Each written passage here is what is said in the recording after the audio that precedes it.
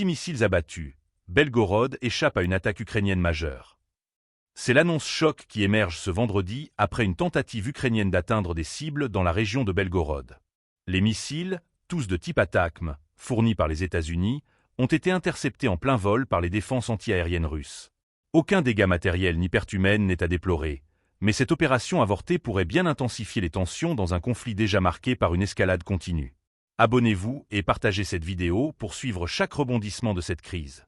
Selon le ministère russe de la Défense, l'attaque s'est déroulée jeudi, le 16 janvier. 6 missiles de haute précision ont été lancés depuis le territoire ukrainien, visant des infrastructures stratégiques dans la région frontalière de Belgorod. Grâce à un réseau de défense antiaérienne bien coordonné, ces missiles ont été interceptés et détruits avant d'atteindre leur cible.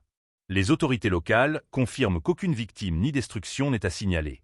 Cette offensive, bien que déjouée, s'inscrit dans une série d'attaques ukrainiennes visant à perturber les lignes logistiques russes et à affaiblir les capacités militaires dans des régions clés. Les missiles ATACMS, réputés pour leur précision et leur capacité à frapper des cibles sensibles à longue distance, constituent un levier important pour Kiev, en particulier dans le contexte de l'appui logistique occidental.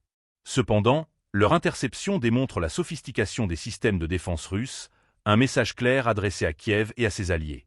Les autorités militaires russes ont réagi avec fermeté.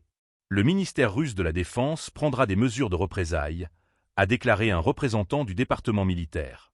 Si la nature exacte de ces représailles n'a pas été précisée, les précédents montrent que Moscou pourrait intensifier ses frappes sur des infrastructures militaires ou stratégiques ukrainiennes en réponse.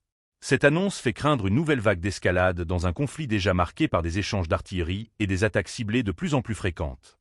En parallèle, les forces russes continuent leur avancée sur d'autres fronts.